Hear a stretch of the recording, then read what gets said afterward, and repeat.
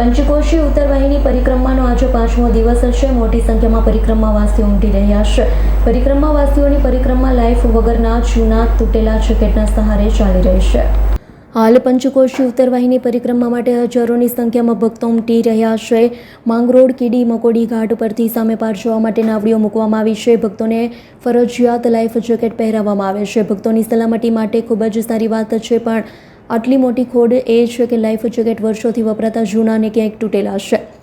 પરિક્રમાવાસીઓની પરિક્રમા લાઈફ વગરના જૂના તૂટેલા જેકેટના સહારે ચાલી રહી છે। નર્મદા પરિક્રમા કરવા આવતા લોકો માટે જૂના પુરાણા અને ગંદા લાઈફ જેકેટ ભક્તોના ગળે વળગાડાયા છે।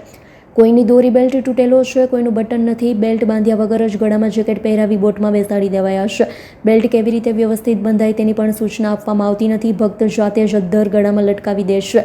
ઘણા તો બેલ્ટ બાંધતા જ નથી અને તેની ચકાસણી પણ થતી નથી। જોકે કેટલાક ભક્તોએ ફરિયાદ કરતા સારી ક્વોલિટીના લાઈફ જેકેટ વાપરવા નાવડી ચાલકોને તંત્રએ સલાહ આપી છે। ત્યારે હજુ પોણા ભાગની પરિક્રમા બાકી છે। ત્યારે શું નવા જેકેટ આવશે ખરા કે પછી જૂનાના ભરોસે જ નાવ હંકારાશે?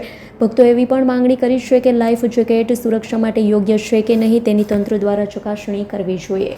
દીપક જગતાપનો રિપોર્ટ, S9 ન્યૂઝ, રાજપીપળા।